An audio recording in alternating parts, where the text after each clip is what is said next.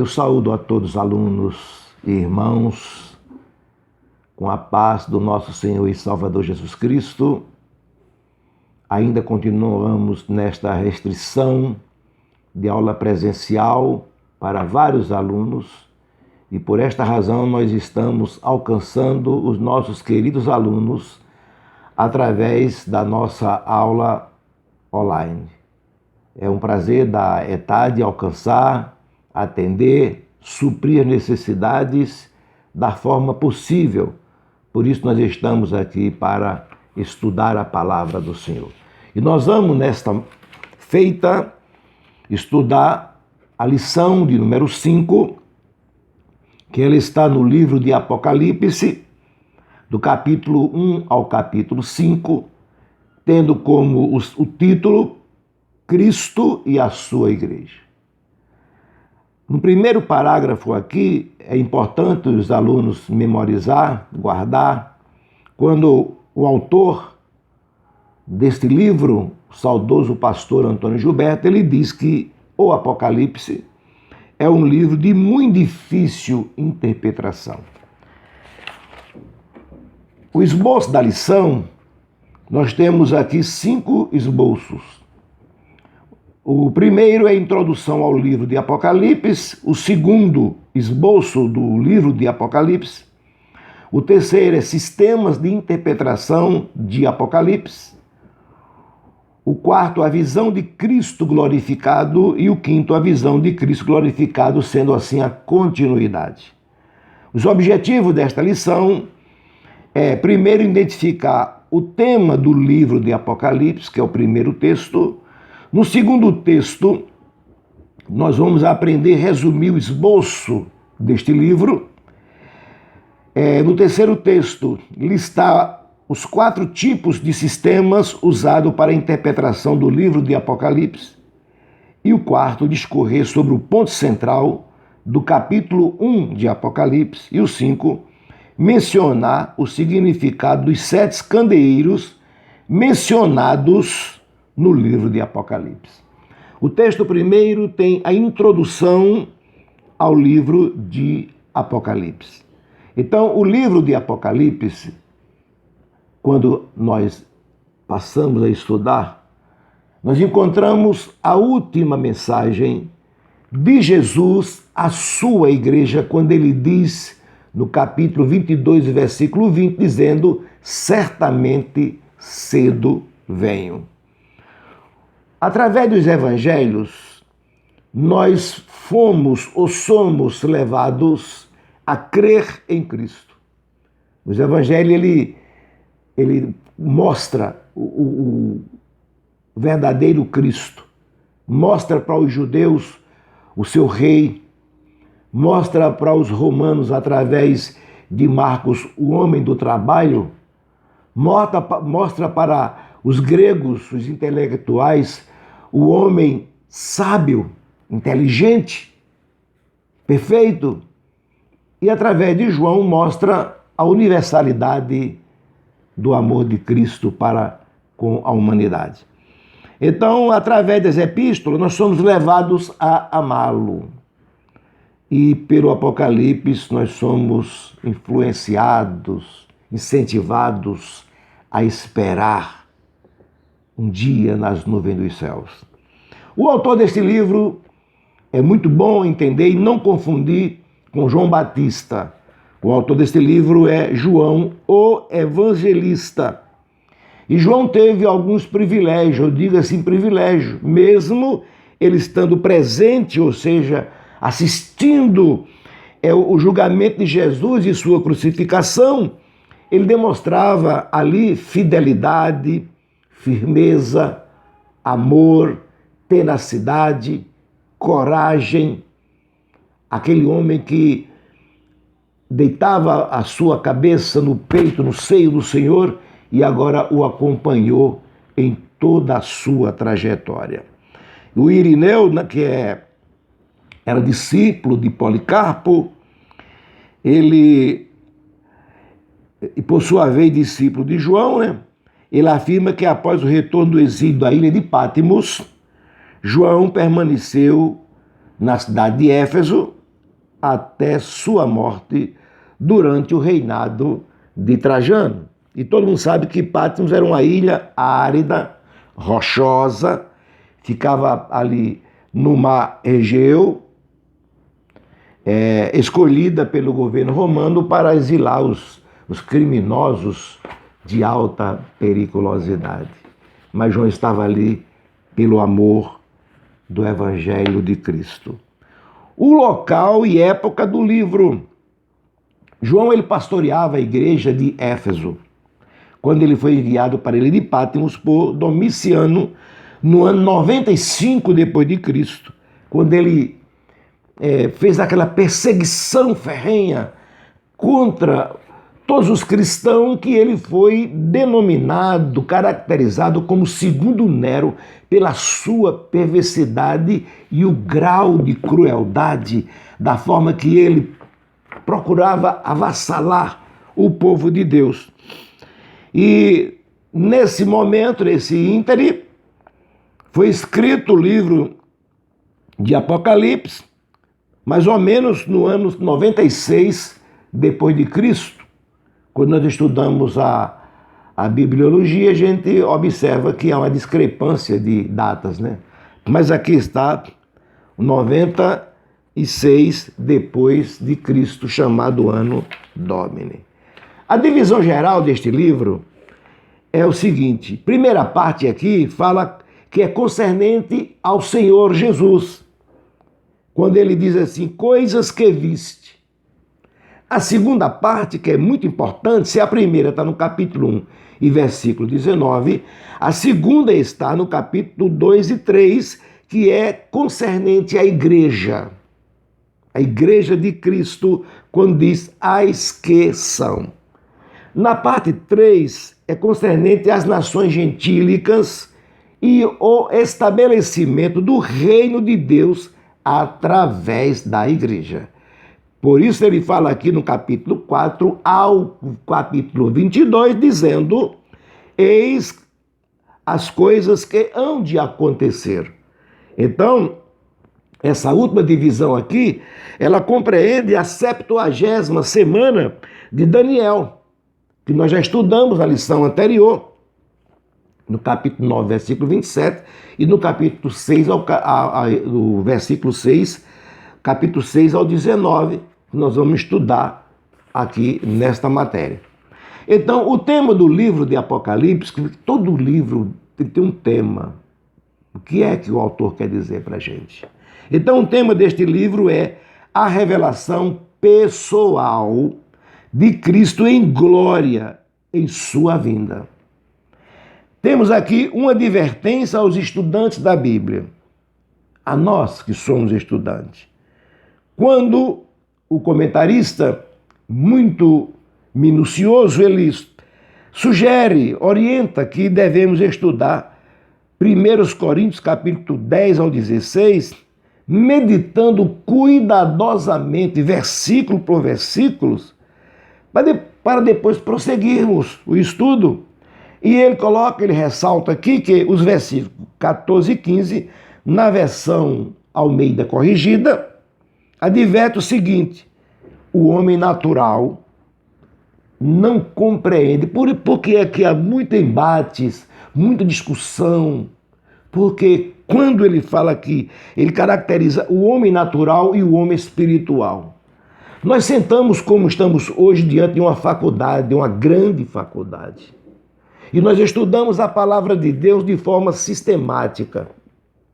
E hoje estamos estudando o livro de Apocalipse, começando o capítulo 1. Mas não adianta nada se apenas nos contentarmos com aquilo que estamos aprendendo e não buscar a unção do Espírito Santo para abrir os nossos horizontes e aí passarmos a entender como ela é, senão fica apenas num universitário de um estudo bíblico. Então busque de Deus a revelação através do seu Espírito. Então, nós encontramos aqui que ele mostra que o homem natural, que ele não compreende, E o homem natural é aquele que é nascido do Espírito, submisso ao Espírito, guiado pelo Espírito, possuído pelo Espírito e cheio do Espírito Santo. Veja as características do homem que é nascido do Espírito. Por isso, é preciso distinguir os sentidos literal da Bíblia, o sentido figurado, simbólico da Escritura. Se nós não entendermos estas coisas, nós temos dificuldade, porque quando eu fiz minha primeira faculdade teológica, eu achei que sabia de tudo. Eu achava que sabia de tudo. E quando eu bati de frente com a realidade, eu passei a descobrir que não sabia de nada, como hoje também não sei. Porque as letras nós aprendemos sentado aqui, mas a unção para entendermos, ela vem do alto. O texto 2 fala sobre esboço do livro de Apocalipse. Temos aqui métodos que devemos estudar segundo os princípios da hermenêutica, que é uma ciência que a gente precisa. A exegese hermenêutica não pode sair da mente do estudante da Bíblia, porque ela é quem rege, ela é quem nos coloca diante da realidade da palavra de Deus. Então nós encontramos a do método sintético. O que é sintético? É você sintetizar, resumir. Quando ele mostra aqui os livros da Bíblia, a Bíblia são composta de 66 livros, que é um conjunto, né? Cada grupo de livro da Bíblia como um todo, cada livro da Bíblia como um todo, o esboço da Bíblia. Então, nós observamos aqui o conjunto, ou seja, o seu conteúdo.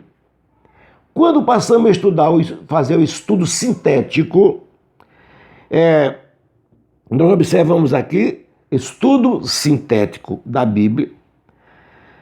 A gente não deve querer analisar a Bíblia sem primeiro ter um sentido da mesma. O que é que ela é?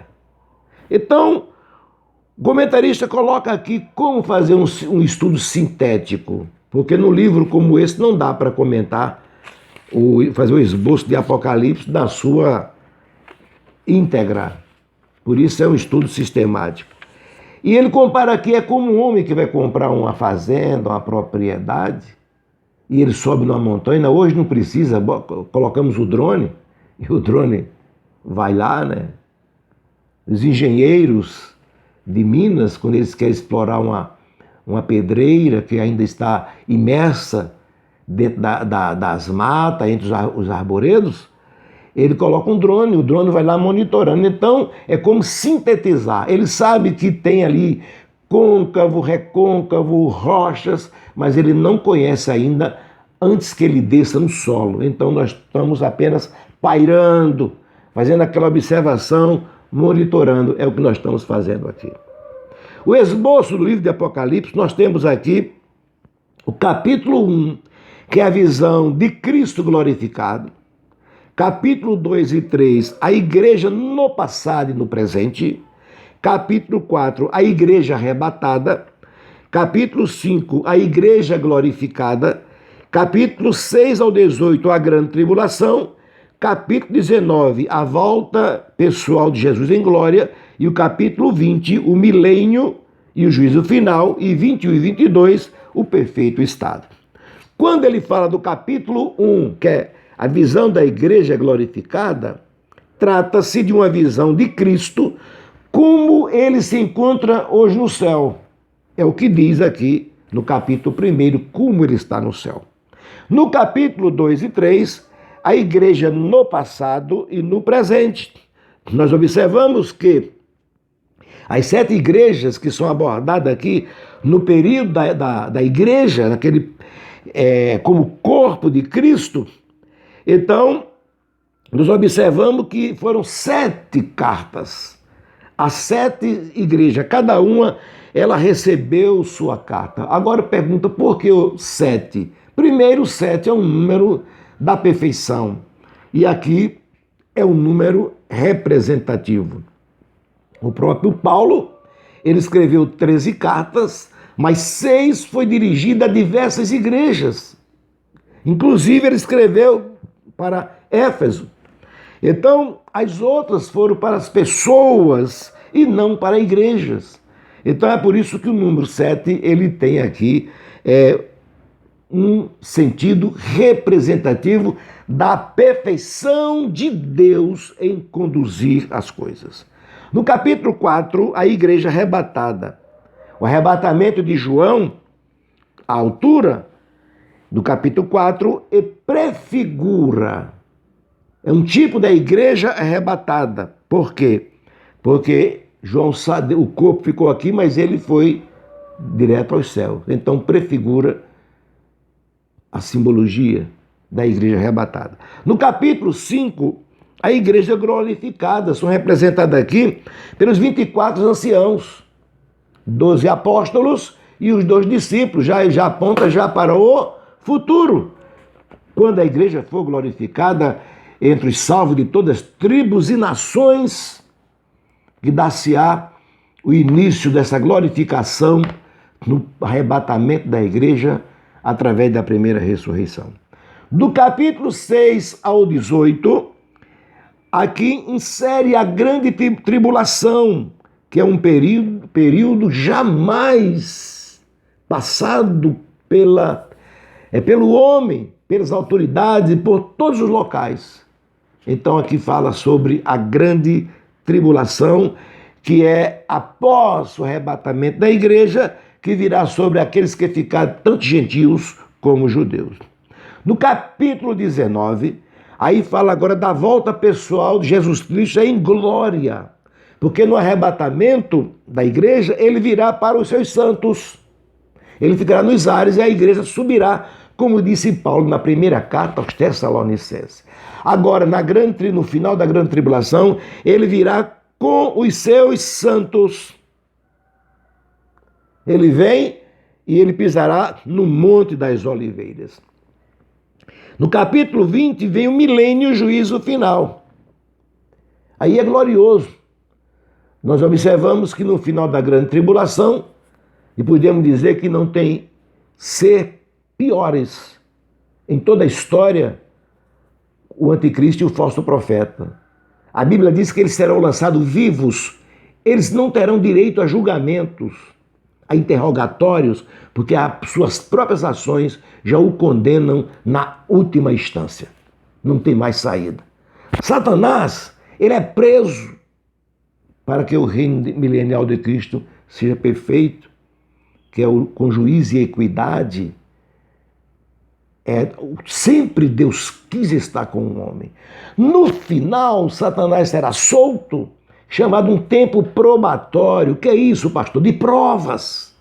Aqueles que gozaram das delícias no milênio serão provados, serão colocados a provas. E mesmo assim, diante de tantas beneficências, muitos se levantarão ainda contra Deus. Aí Satanás será preso, e aí começa no capítulo 20, versículo 11 a 15, que ele fala: o resplandecente trono branco do juízo final está preparado. Capítulo 21 e 22, o perfeito estado eterno. Aí aqui é apenas uma síntese para que a gente possa ter um entendimento. O texto 3, sistemas de interpretação do livro de Apocalipse. Há vários. Então vamos pelo que está aqui nosso livro. O sistema futurista é aquele sistema que considera o livro de Apocalipse como de cumprimento futuro. O que eles consideram? Que a igreja será arrebatada a qualquer momento, correto? Vindo a seguir a grande tribulação para Israel e demais nações na terra. E o juiz, ele vai tudo na sequência. Porém, há entre os futuristas alguns que ensinam que a igreja passará pela grande tribulação. Aí temos aqui, porque eles ignoram o que está escrito, eles torcem para favorecer, para ser conveniente a sua doutrina. O sistema histórico, seus adeptos, ele diz o seguinte, que grandes partes das profecias já se cumpriram e as demais estão se cumprindo assim, paulatinamente. É histórico. Por isso que eu sempre digo aos nossos, não digo nem alunos, mas aos nossos irmãos que se reúnem, que não leia a Bíblia apenas como um livro histórico, não como um livro didático, mas leia ele como um livro cristológico, teológico, para que você possa entender o querer de Deus em sua vida. Temos o sistema preterista, que ele interpreta que o Apocalipse como tendo se cumprido todas as profecias. E você ouve, hoje na internet, é uma faca de dois gumes, né? Temos o sistema simbolista, que tudo é símbolo. O fogo não tem nada de literal. Tudo é símbolo. Por esta razão é também chamado de idealista e espiritualista. Quer dizer, não tem nada a ver com espiritismo. Não, é espiritualista. No segundo parágrafo ele mostra que os racionalistas, adeptos do sistema histórico preterista, ele faz uma fusão com a ideia preterista e simbolista e acham que as suas próprias opiniões valem mais do que a palavra de Deus. Aí não tem condições. É aquilo da Bíblia que não cabe em suas mentes corrompidas, cheias de ideias humanas. Eu me reporto ao homem natural que não compreende as coisas espirituais. No penúltimo parágrafo diz os ensinos bíblicos dos racionalistas, sendo produto exclusivo da razão humana, do homem natural, são aparentemente perfeitos, mas heterodoxos, não têm ortodoxia. É como uma flor artificial que não tem perfume natural. Na linguagem mais franca, diz o comentarista, chamemos o racionalista de humanista. São discípulos da filosofia maldita de John Dewey, cujo manifesto humanista publicado em 1932. Então, a princípio, o humanismo era apenas uma filosofia e hoje ela tornou-se uma religião, quando nós encontramos em várias partes, infelizmente, do nosso Brasil. O texto 4, a visão de Cristo glorificado. Apocalipse 1. Nós temos aqui que abrange a parte 1 da tríplice divisão geral do livro, as coisas que viste. Lembra-se que a gente estudou a parte 1? Então aqui, volta esta parte 1, faz nos lembrar. A visão de Cristo concedida a João é o ponto central deste capítulo, é a visão de João. Quando temos aqui o texto-chave do livro todo, eis que vem com as nuvens e todo olho verá até os que trespassaram. A revelação de Jesus no versículo 1 e 3 significa literalmente, no original, retirar, remover completamente, descerrar, tirar fora. Aí ele dá aqui faz uma analogia, uma figura, quando vai ter uma inauguração que tem a placa coberta com uma bandeira, um tecido, e é removido para abrir os olhos da população para ver qual é a ação daquela inauguração, ou sentido, ou quem e o que está sendo inaugurado. Então, nós encontramos aqui esta revelação que Deus faz para que a gente possa entender. O segundo subtítulo diz assim: o servo bom entende o Apocalipse. Aí eu quero lembrar o que o comentarista falou, que é de difícil interpretação. Eu estive pessoalmente, além de ser aluno amicíssimo do saudoso pastor Antônio Gilberto, eu falei numa lição passada, não me canso de falar, quando alguém questionou, ele disse uma coisa muito bonita, que é uma carta para a noiva, e só quem entende é a noiva, porque o noivo não escreve uma carta com o intuito que a noiva não entenda. Então, quer entender, seja a noiva do noivo. Então ele fala aqui, o servo bom entende como? Para mostrar aos seus servos. Quem é o servo do Senhor? Ou seja, quem é servo do Senhor pode entender claramente o Apocalipse. Agora os servos maus, não. Aqueles truculentos que ficam ali dentro também não. Aqueles que foram apanhados pela rede do evangelho, mas estão na igreja e não se converteram ainda, também não. Então, quanto aqui ao Senhor Jesus Cristo, devemos ir a Ele, seguir a Ele, servir a Ele, tudo isso pela fé. E o autor ele bota aqui 3 tipos de servos. Temos o servo escravo, que só faz as coisas com medo de perder alguma coisa, são temporâneos, um dia você conta com ele. Aquele servo que quer apenas, está na igreja, mas ele quer um cargo. Ele não se contenta de ser um auxiliar, ele não se contenta de ser um diácono, aí ele chega a presbítero, já quer ser evangelista, quer ser pastor, o negócio dele é título. É os servos maus, servos escravos. Temos também servos mercenários, que é parecidamente com o servo escravo, que faz tudo por interesse pessoal, aquilo que lhe é conveniente, tem o status, tem que saber quem eu sou. Também tem os servos filhos, letra C, aqueles que servem por amor. E devemos ser este servo, filhos, fazer por amor a Deus. O próximo título, o porvir, as portas e o Evangelho, e o Apocalipse. As coisas que em breve devem acontecer. São eventos inevitáveis que ocorrerão aqui na terra após a subida da igreja aos céus. Após a subida da igreja. Porque terão de acontecer literalmente. Quando ele fala que seu anjo, refere-se ao anjo de Jesus, que você pode ter lido lá em Apocalipse 22:16 e deve ler. E a autenticidade do livro está baseada em 3 testemunhas de Jesus, de João e agora diz aqui 2 testemunhas do céu e 1 da terra. São 3 testemunhas. A palavra de Deus, o Senhor Jesus e João. 2 dão testemunho lá no céu e 1 na terra. As bem-aventuranças do livro de Apocalipse, temos aqui 7. Bem-aventurados que lêem e guardam.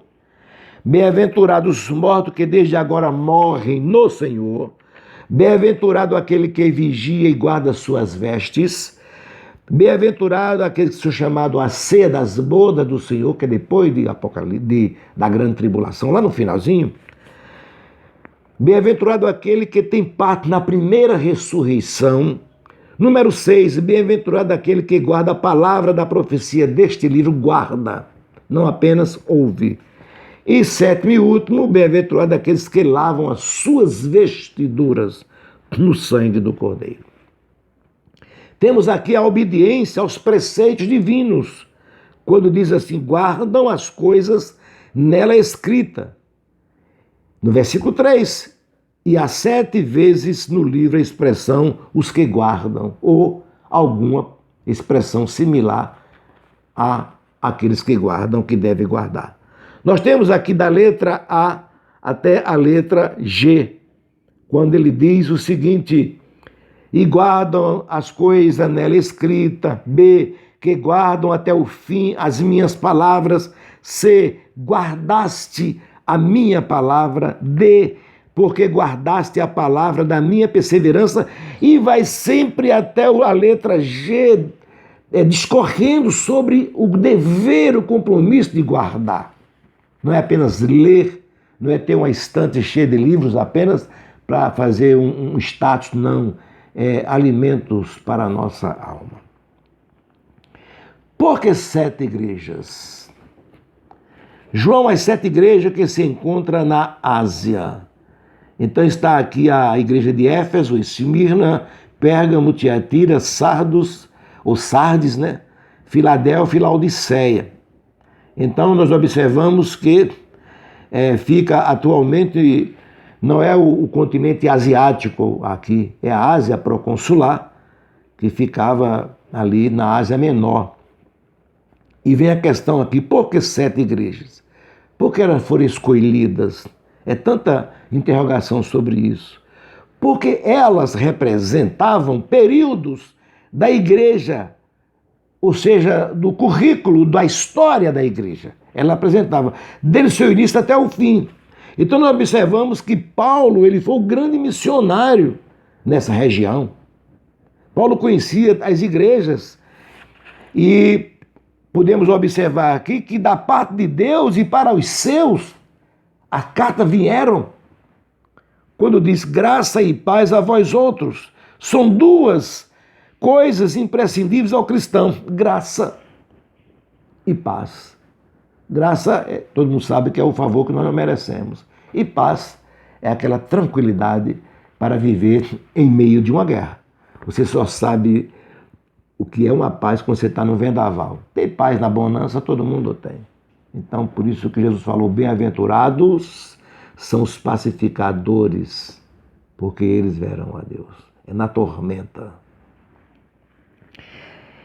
Da parte dos 7 espíritos que se acha diante do seu trono, fala da plenitude das operações e mistério do Espírito Santo, a forma que o homem não entende. Por isso que Jesus falou para Nicodemo, você é doutor da lei, conhece toda a lei, mas aqueles que são nascidos do Espírito, o homem espiritual é como o vento que sopra, você só sabe que ele bate, não sabe de onde vem nem para onde vai.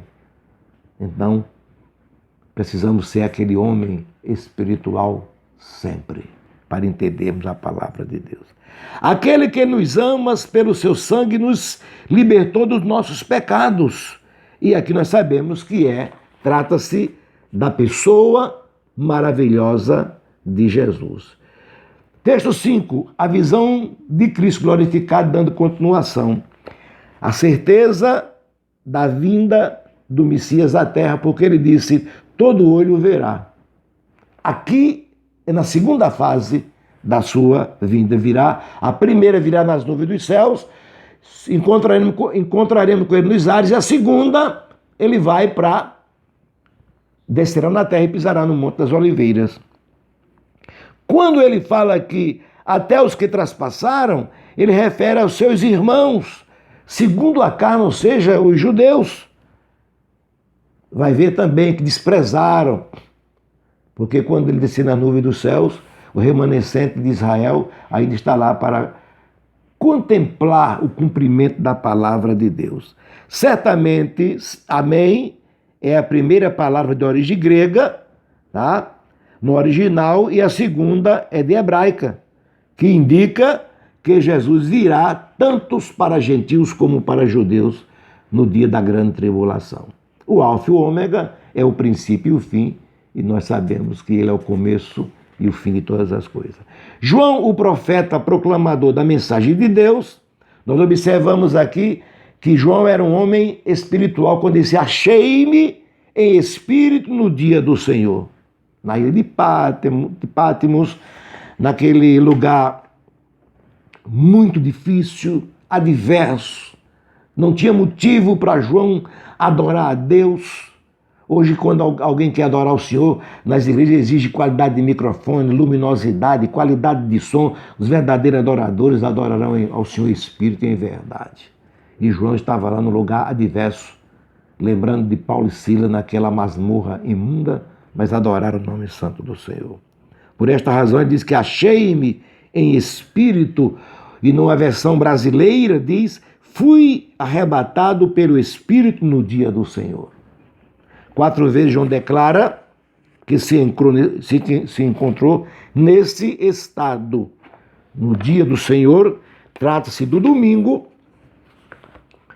que era o dia que Jesus Cristo ressuscitou. A maravilhosa visão de Cristo glorificado. Um semelhante a filho de homem. Tal visão era necessária a João, nesta ocasião, por muitas razões. Primeiro, nós observamos aqui que uma delas era devido à ferocidade, perseguição que assolava a igreja no momento. Os imperadores romanos perseguiam. Então ele precisava de ver Cristo glorificado. A resposta dando segurança para que ele pudesse continuar. O segundo parágrafo diz que uma coisa essencial para animar o cristão e fortalecê-lo na sua vida e nas suas lutas e tribulações é a contínua visão do Senhor Jesus Cristo. Por isso que Hebreus capítulo 2 diz que ele é o alvo, olhai para ele. Olhai para ele. Voltei-me para ver quem falava comigo quando João ouviu. Ele ouviu a voz do Senhor, ele estava de costa. Então, o comentarista bota quem está de costa atrás do sol, de uma luz, só vê a sua sombra. Mas quando ele virou, então saímos da sombra da nossa mentalidade e voltemos para Cristo, o resplendor de glória. Então ele viu 7 candeeiros ou castiçais, que representam as 7 igrejas. Por isso é responsabilidade da Igreja de Cristo, através das suas denominações, resplandecer a sua luz no mundo e não se comportar como o mundo se comporta, como muitos têm feito. É uma vergonha quando observamos atitudes de muitas pessoas que ainda se comportam indecentemente diante de Deus, fraudando e defraudando a todos através até da sua palavra, plagiando as coisas dos outros e não tem a dignidade de dizer que aprendi de fulano. E aqui eu estou falando de um grande homem, Antônio Gilberto, por isso que eu cito o nome dele, o comentarista desse livro. Foi meu grande professor. E ele viu aqui um semelhante a filho, não é a filho de homem, não é do homem. De homem ele viu um homem assim, qualquer.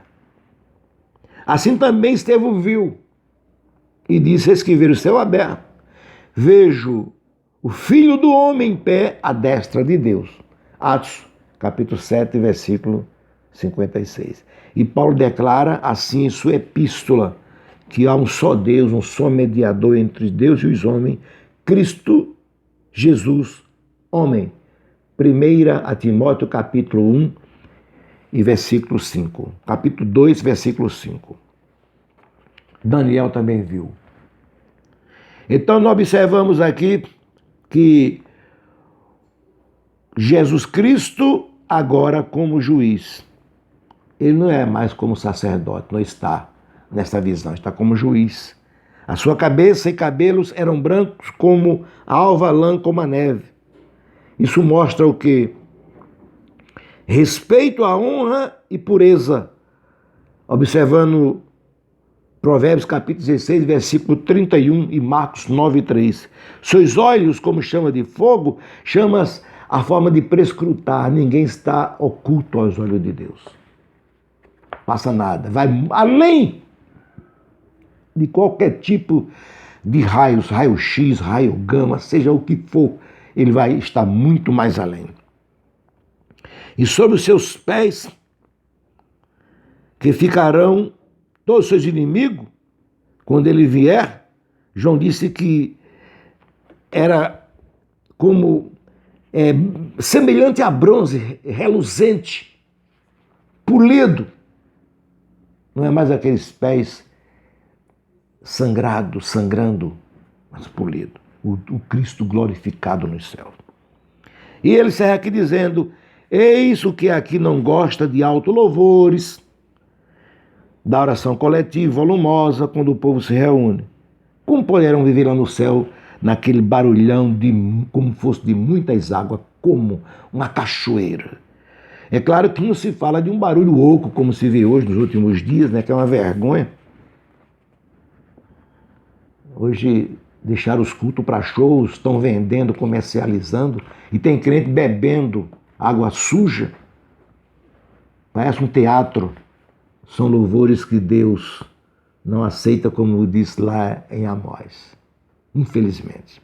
Ou felizmente. E da sua boca saía uma afiada espada de 2 gumes, e o seu rosto brilhava como o sol na sua força. Fala dele na sua vinda para Israel e para as nações, porque para a igreja ele virá como resplandecente estrela da manhã. mas aqui ele vem no furor da sua ira para julgar as nações. O efeito da visão do Cristo glorificado. Quando vi, aí João disse que o mesmo João que vira Jesus há muitos anos, sofrendo no Calvário, via ele agora glorificado. Aí João disse, caí a seus pés. Não tem como. Quem cai aos pés de Jesus, levantar-se-á transformado. Caí a seus pés como morto, sem força, sem vigor humano. E ele pôs sobre mim a sua mão direita, dizendo, aqui vemos a mão de Cristo e a palavra de Cristo sobre os seus servos. Quando ele toca, ele levanta. Quando nós se humilhamos, ele nos exalta. E ele disse agora uma coisa que fechou com chave de ouro, dizendo, tenho a chave da morte e do inferno. Ele tem. Ele não recebeu de ninguém a não ser do seu Pai. A autoridade recebida.